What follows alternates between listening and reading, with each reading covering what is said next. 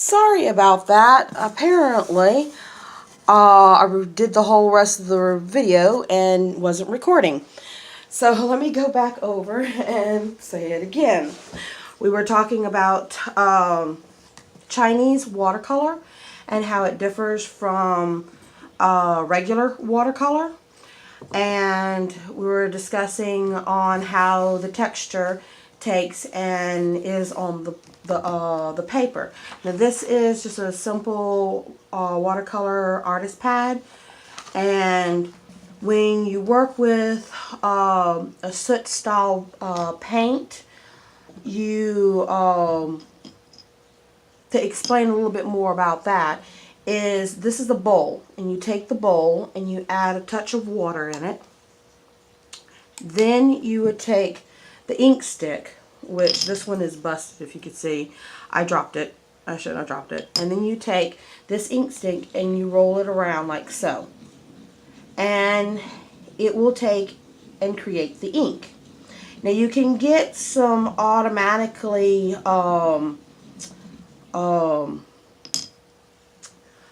ink that is in a container like this. It's a flat black. There's no texture to it until you add water, and that comes with when you have the water here.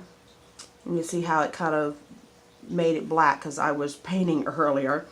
And then you touch here, or in the very, this is the bowl that you would hold just this other style of ink in.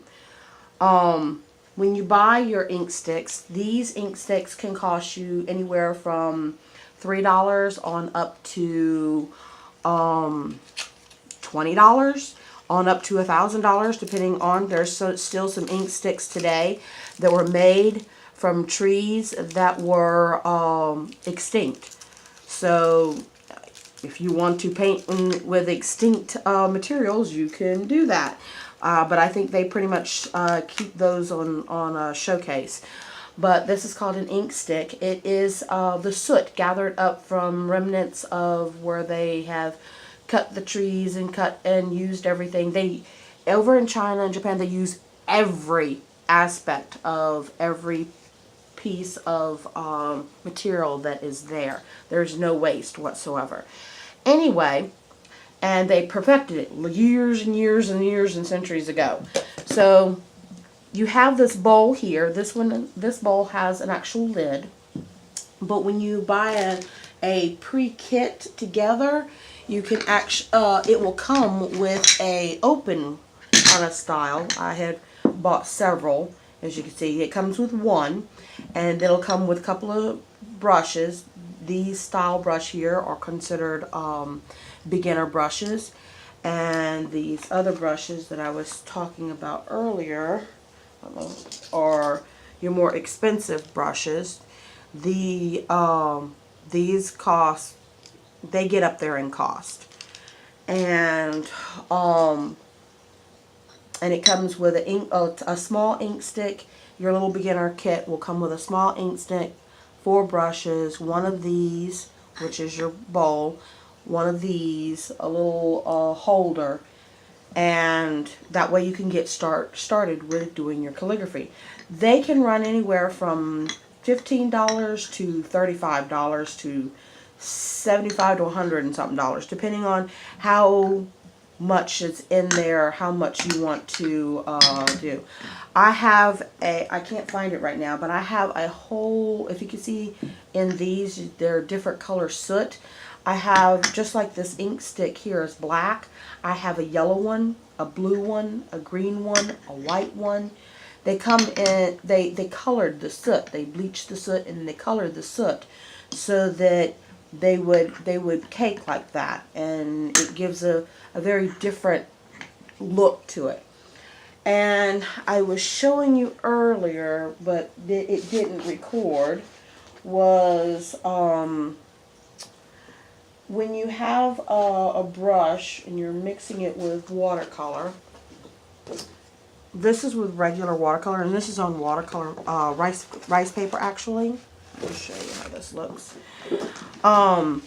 You can see the blending here. It's actually on top of this soot that is in this rice paper here. Whereas here it kind of blends in better on the different type of paper when you're using the Chinese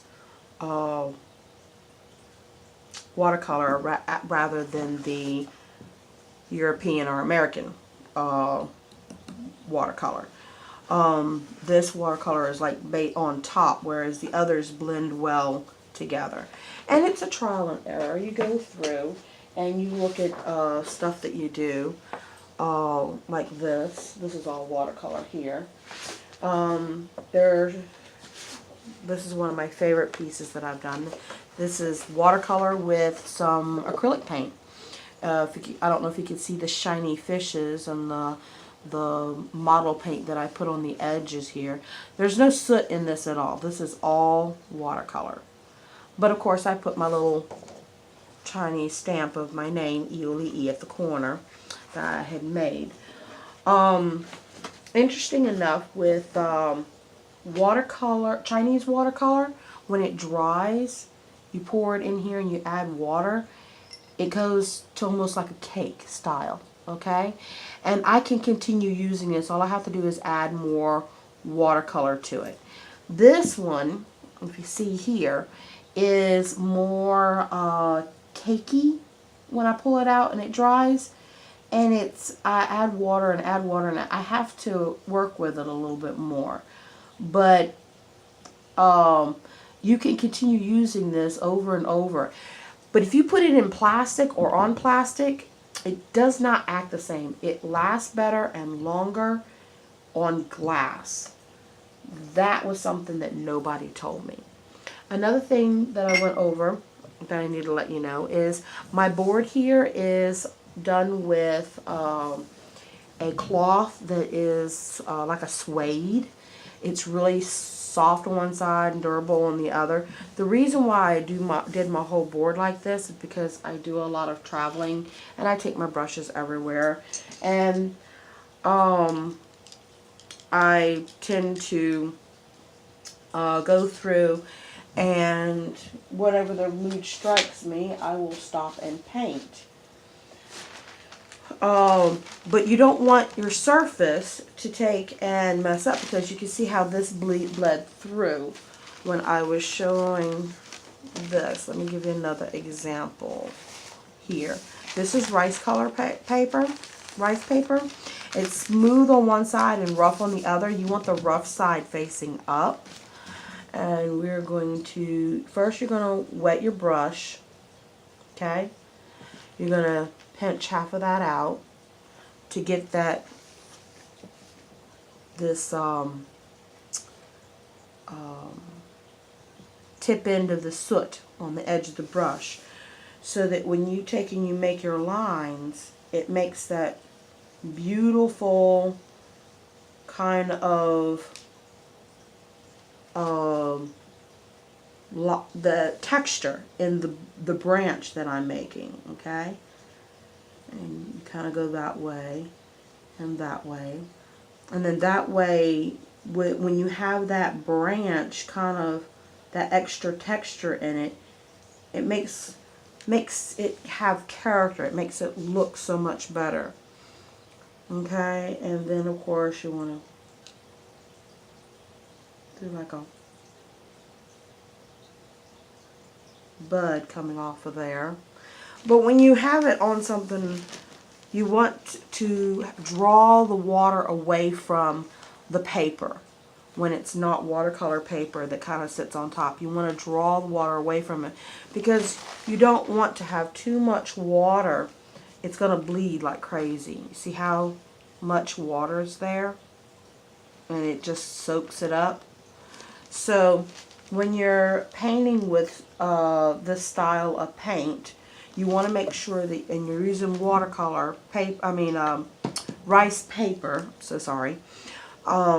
You want to make sure you have this kind of cloth underneath, so that you can have this beautiful texture, or draw the water away, so you'll be able to have what you want.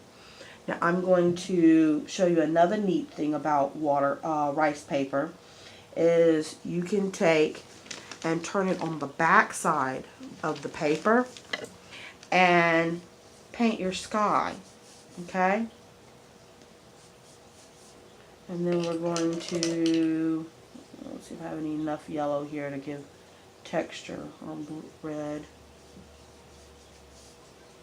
And then I'm going to do the background. And when you flip it back over, when it dries, you will see this color push through. Right now, all you see is this wetness, okay? But believe me, when it dries, it will be a lot better. Let me tear this off. When rice paper is very wet, it is very fragile. So you have to be careful with messing with it. But when it is dry, it is quite durable. Here's a piece here. You can wad it up, and it's pretty strong. There's a little trick that a lot of them do. They'll take and wad up the paper ahead of time, and then they will go through. I'll let that dry here a minute.